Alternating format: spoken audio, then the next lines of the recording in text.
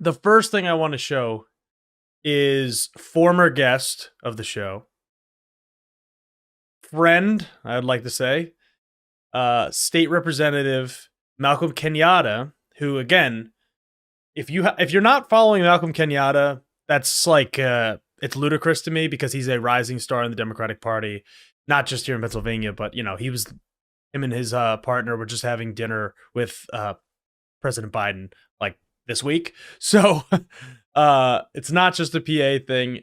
He is somebody that really speaks to the issues. And of course, he had the honor, the pleasure, and I'm sure he would put it this way, to introduce, as we talked about last week, the new majority for the Democrats in the State House of Pennsylvania.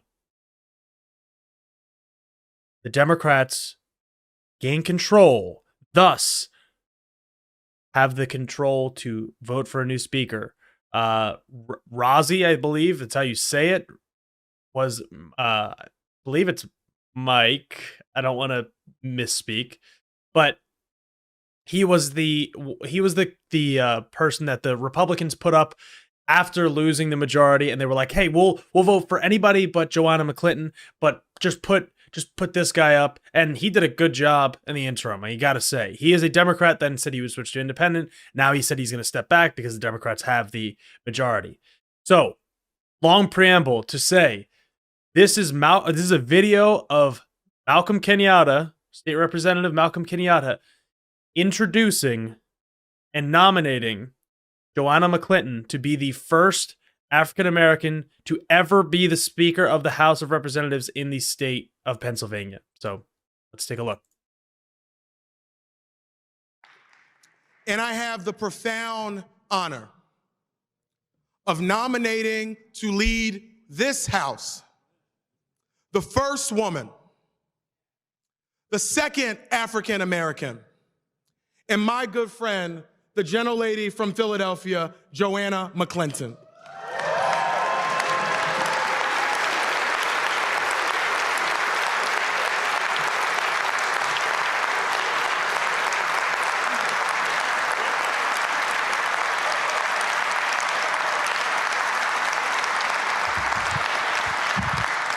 Madam Clerk, I have had the honor of knowing Leader McClinton well before she ever led this body as a lawyer over in the other chamber, but she had the good sense to come over here instead.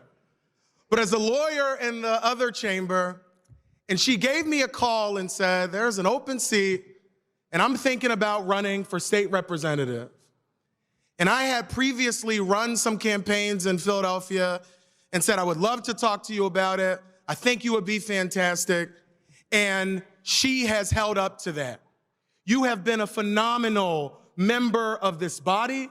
You have been an outstanding leader of our caucus. And you are such a leader that we need for such a time as this to lead Pennsylvania to a better place.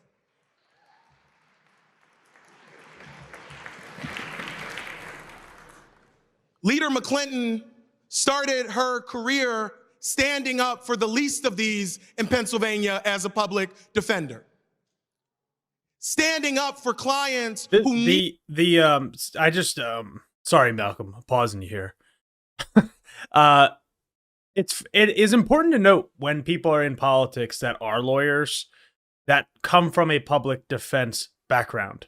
That is something that you don't find every day. A lot of the people that get into politics from being a lawyer are prosecutors. And even if you're a defense lawyer, they're not usually public defense lawyers. So remember that public defenders basically get like whoever they get. Like when you're a public defender, you get somebody that is they might most likely even be guilty of a crime, and you have to provide them the services that are guaranteed, not suggested, guaranteed under the Constitution of the United States. So having somebody that's in leadership, that she's been in leadership in the state house, but to be the speaker coming from that background, although I think that not everybody should be a lawyer that's a politician, but regardless, if you're a lawyer coming from a public defense background, I think that's wonderful. But obviously, uh, most people on the floor obviously understand why he's saying that, but and he'll allude to it, but just to further illustrate why to maybe somebody not as tuned into why that's important.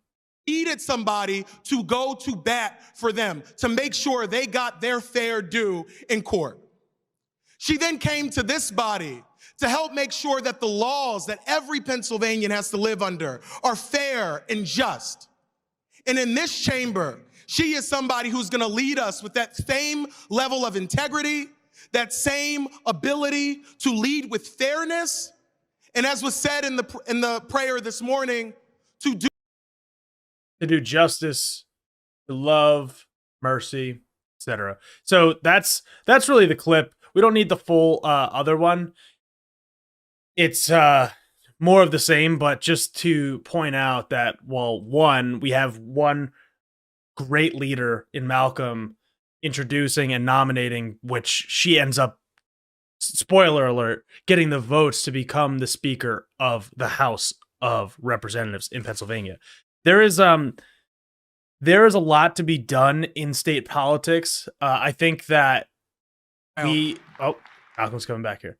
We as a group, we as progressives, we as people that are, Malcolm's only a couple years older than me, but we as like as an age cohort really need to look at this opportunity and say, okay, if we can do this in Pennsylvania, we can flip the state house. Well, what do we need to do next to actually make progressive change possible? Well, we need to flip the state Senate.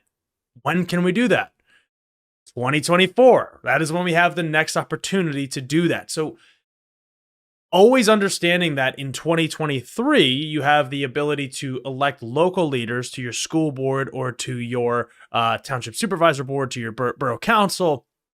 These are places to launch people that can get the experience, that can get the governing experience to then later become one of these positions. Now, I don't believe that you have to have that experience to become a state representative. Obviously, I never did when I ran for state representative, but it's ways that people get into government, get into organizing, get into campaigning, and get within the party, which is the point of what my project is to show you can do this. You can get in the party. You can agree with most things. You can disagree with some things, and you can still operate within that system to raise yourself up to a leadership position to eventually take control of the vehicle to steer it towards a more progressive future, which is what people like Malcolm are doing and what people like Joanna McClinton are going to be doing, leading the party. Now, again, it's limited because we don't have control of the state Senate, but this is still historic. It's still a celebration that is worthwhile. And with Governor Shapiro, there are things that can pass. There's a bill that passed in the state house that needs to pass the state Senate, protecting sexual assault survivors. Like there are these things that there should be consensus about, needs to be worked out.